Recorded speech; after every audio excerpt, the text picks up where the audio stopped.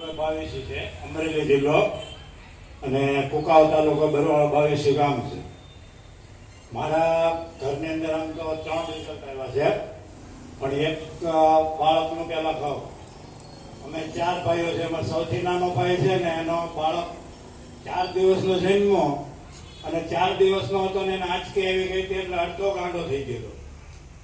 તો ભણવા માટે પણ બેહાડે ને તો કોઈ નામ બોલતો નતો અને ભણવા માટે પણ નહીં, ત્યાં ના પાડી દીધી હતી એને. હવે એને અમે કિડ્સ ને ટ્વીસ, આપણી ટ્વીસ આવે છે, હા એ આ છે. આ બંને અમે ચાલુ કરી અને 8 મહિના જેવી લીધી. આજે અમે તેને ભણવા પણ બેસાડી દીધો છે અને નામ પણ બોલવા માંડ્યો છે બધું. આવી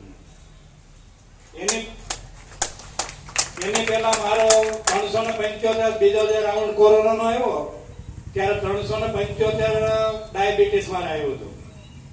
અને એક ગામમાં ઓરિજિનલ મેં ચાલુ કર્યો. મારે લગભગ 7-8 મહિના જેવો થયો.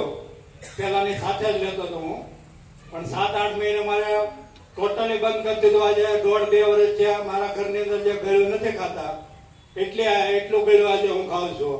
અને પેલી દવાઓ બધી જ બંધ કરી દીધી.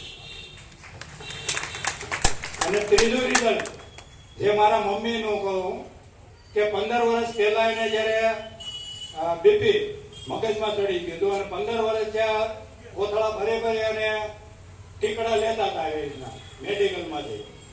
તો મેં એને કહ્યા ને એને આગલા દિવાળીએ બીપી ની અંદરથી બીજો પ્રોબ્લેમ એને થઈ ગયો હરસમસાનો.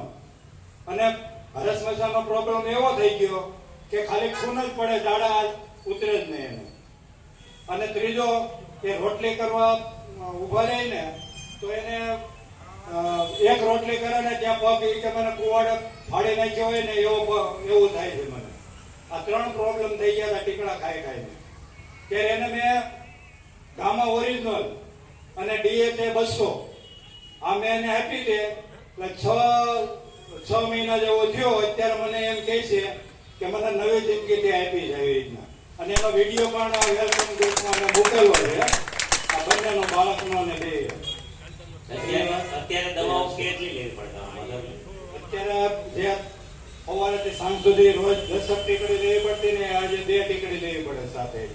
આવ નોર્મલ બંધ કરી દીધું. લગભગ 20% ઉપર આવી ગયા દવામાં. પછી એની આડઅસરો કેટલા ટકા બચી જાય? એ બહુ જોરદાર, શાનદાર.